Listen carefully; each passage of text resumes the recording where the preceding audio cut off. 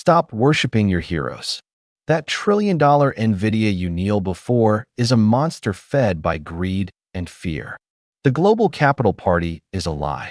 The so-called guru is just a harvester climbing the altar on your anxiety. Today I tear off the filter, strip away CUDA's shackles, and show you how this company turns your admiration into profit. This is not praise. This is a business autopsy that will make you sick. Sit tight. I am about to destroy your faith. You have heard the story.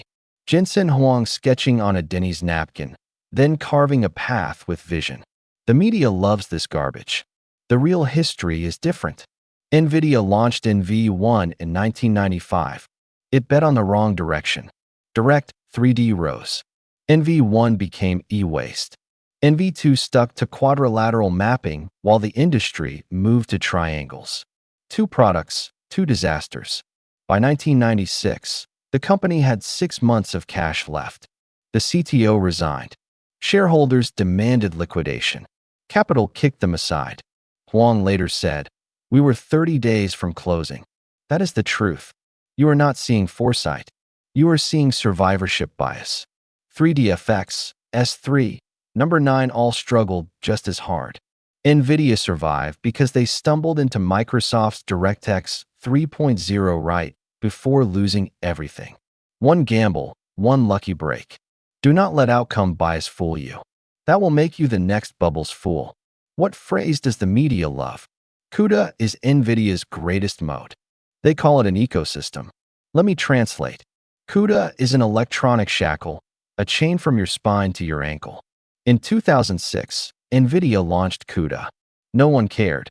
But NVIDIA spent 5 years, burning $500 million annually, buying academia to write CUDA papers, funding open source to stuff CUDA into every framework, and bribing universities to teach CUDA. This is land grabbing. After 3 years of learning CUDA, after 100,000 lines of code, after all your research is built on CUDA libraries, you cannot escape. CUDA is cumbersome and full of traps. NVIDIA made the barrier absurdly high on purpose. Once you climb over, you cannot get out. Your entire skill set is welded to NVIDIA. Switch to AMD? OpenCL is a joke. ROCm crashes. Performance docs are terrible. You spend 6 months porting. Inference latency doubles. Training drops 40%. You will hate AMD, then desperately cling back to CUDA. That is the lock-in loop. Make you suffer through learning. Make switching impossibly expensive. Make you stay with gratitude. CUDA is not an open standard. It is NVIDIA's private property. Today it is free. Tomorrow they can charge you. Today they support your framework. Tomorrow they can break the AMD backend. You are not their partner. You are their collateral. When you stake your AI strategy on CUDA, you have lost all bargaining power. The shackle is around your brain, not your hands. When you hear CUDA is best practice, ask yourself, is that judgment or reflex? Always ask, if I switch platforms tomorrow, what do I pay? The higher the price, the more dangerous your position. Everyone says NVIDIA sells shovels. Wrong. NVIDIA sells anxiety, fear, the cancer of being left behind.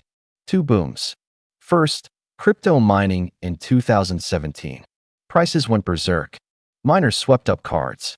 NVIDIA controlled channels. Let distributors hoard and jack up prices 2 to 3 times. A $300 card sold for $800. You were buying a ticket to a money printer. NVIDIA held the pricing power. When Ethereum crashed in 2020, used cards flooded the market. Small miners lost everything. NVIDIA had already cashed out and moved to the next boom. Second, the AI craze. An H100 sells for $40,000. Cost is under $3,000. 92% margin. This is printing money. What justifies it? The fear that wakes every CEO at 2 a.m. If my AI strategy falls 6 months behind, my company dies. CEOs do not understand transformers. They cannot tell H100 from A100. But they understand one sentence. If you do not get on this train, you die. Google tested its own TPU v4. Performance per dollar was 30% higher than H100.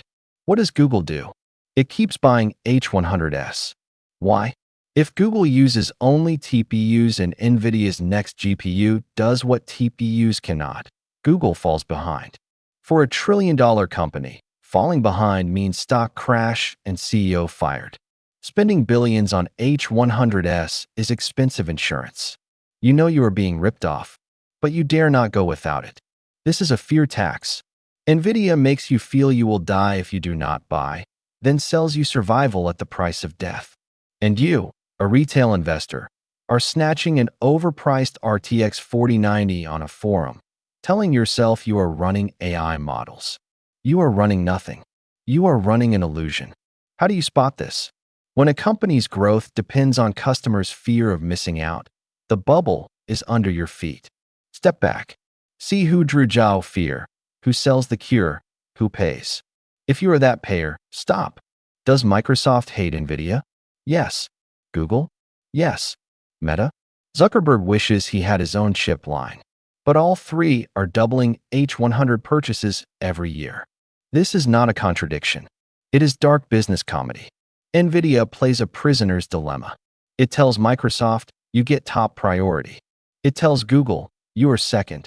It tells Meta, you are on the core list. Every giant thinks it is the exception. All place insane orders to keep that status. NVIDIA allocates capacity at its own rhythm, making each feel that if they do not order more, they lose their spot. The dilemma forms. If others buy and you do not, your AI falls behind. If you buy and others do not, you win. No one dares to bet that the other will be the fool. So all become fools together. Why not band together and boycott? Because betrayal pays more. If they agreed not to buy H100s, someone would sneak a call that night. Ignore them. We will buy double. Give us exclusivity. NVIDIA only needs one defector. The alliance never forms. The giant's custom chips are NVIDIA's best sales tool. Google's TPU? Powerful, but only for transformers. Meta's MTIA is years away.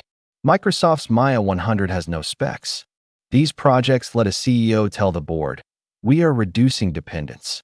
Then they turn around and keep buying H100s. You curse the monopoly, but your orders are the biggest. This is not conspiracy. It is open strategy. NVIDIA says, I know you hate me, but you have no choice. I leave you a little hope, custom chips, AMD. That hope makes you feel not completely locked in, so you keep writing checks. NVIDIA smiles, collects, and builds the next chip, ensuring your hope never catches up. What should you learn? First, do not believe partnership stories. Business is not friendship. Second, when giants curse a supplier but buy more, that supplier has irreplaceable pricing power. Be wary. Monopoly profits are unsustainable. The giants will eventually break free. Do not buy a company at its peak that all its biggest customers hate. You watch NVIDIA climb from $100 to $900. Do you regret not buying at $300? Are you ready to throw savings and borrowed money all in because AI is the fourth industrial revolution? Stop. In 2023, NVIDIA's P/E briefly exceeded 200. That means 200 years to recover your principal if profits never change. Profits are growing. The P/E dropped to about 70 by 2024. But 70 still means the market expects profits to double or triple in 3 to 5 years. That depends on three assumptions. 1. Tech giants increase AI spending over 30% annually. 2. AMD and custom chips fail to shake NVIDIA's share. 3. AI demand does not saturate. If any assumption fails, the valuation collapses. Compare history. In 2000, Cisco had 80% of the networking market. P/E of 140 times. Analysts shouted for $200. Then the bubble burst. Cisco fell from $80 to $8, a 90% drop. It took 15 years to return. Can you wait 15 years? In late 2017, Bitcoin miners were valued at 10 times or more. The narrative was perfect. 6 months later, Bitcoin crashed. Late buyers lost over 90%. The perfect logic was just a fairy tale. You say NVIDIA is different. It has CUDA, real moats, real profits. True. But bubbles are made of real things. Real technology, real demand, real growth. Until they are not. Bubbles burst not because the logic was wrong, but because expectations ran too fast. When you buy NVIDIA at $800, you are betting that global AI demand will quintuple in 5 years. Maybe you win. But what if you do not? Can you survive a 50% drop? Will you panic sell? If you are jumping in because others are making money, because you fear missing out, because you cannot explain the difference between H100 and A100, then you are not buying a stock. You are buying your FOMO sickness. The only prescription is losing your money. What is the clear approach? Learn to distinguish a good asset from an asset in a bubble. A great company can be a terrible investment at the wrong price. Do not rush in at the peak. Ask yourself, if the AI narrative cools off tomorrow, what do I do? If your only answer is hold and pray, you are gambling. Let me summarize. NVIDIA's success is not a heroic epic. It is a textbook monopoly. It used CUDA to lock you in chains. It used crypto and AI manias to tax the world's fear. It used the prisoner's dilemma to make its haters feed it. This is not divinity. This is a shrewd businessman who made the right bets with ruthlessness and few scruples. For ordinary people, dissecting NVIDIA is not about cursing or worshiping. It is about 3 lessons. First, penetrate appearances. Do not believe the labels media stick on CEOs. Jensen Huang is not a visionary or guru. Those are PR words. Look at the underlying logic. Switching costs. Lock-in effect. Exit control. Whoever controls the exit is the real master. Use this framework on any company on a pedestal, and you will stop being harvested. Second, think in reverse. When everyone talks about buying shovels, ask yourself, can I sell jeans? When H100s are backordered and everyone studies GPU leasing, smart people look at HBM bottlenecks, liquid cooling gaps, data center power.